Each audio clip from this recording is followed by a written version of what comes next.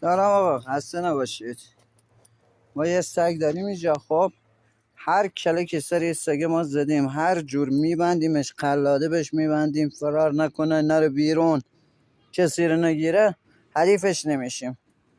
یعنی اقدره نمیدونم بگم عقل و هوش داره، ذکاوت داره، بگم زرنگه. هر جور قلاده و تناب من اینو بستم خودشو باز میکنه. یه دفعه دیگه اومدم اینجوری بستمش، یعنی یه قلاده کمری یا یه قلاده گردنی بستم. حالا باز دوباره براتون میذارم که این دوباره خودشو باز کردم. من نمیدونم این جونور چجوری خودشو باز میکنه. عشقش هم اینه که فقط بده و دنبال اینو بگیرم نیست، نمیگیرم. فقط عشقش اینه بده و دنبال اینو صدا بده، فقط رعب و وحشت ایجاد کنه. شاید بگم این 20مین مرحله، 20مین باره که من دارم اینو میبندم. من نگاه کن چجور قیافه مظلومانه به خودش گرفته، پدرش سوخته. یه نگاه کن، نگاه کن ببیننت.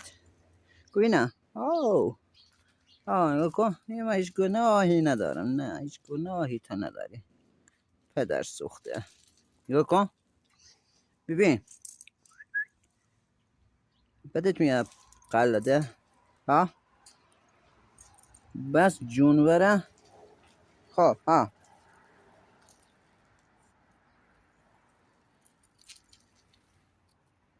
نگاه کن، غذا ریختم جلوی دوتا.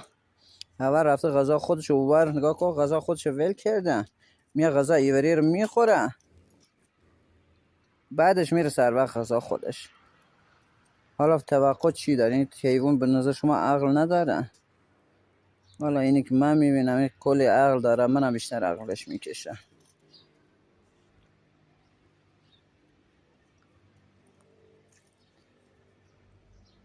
خلاصه من تا حالا همچی سگی ندیدم، واقعا خیلی جونوریه.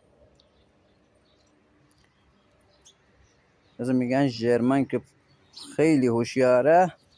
بله در مورد دارم میگم. بسقلی پشتو تو پتکو توپ، یه توپ تو ببر، توپ بردار، یه توپ تو بردار، بیا بشی.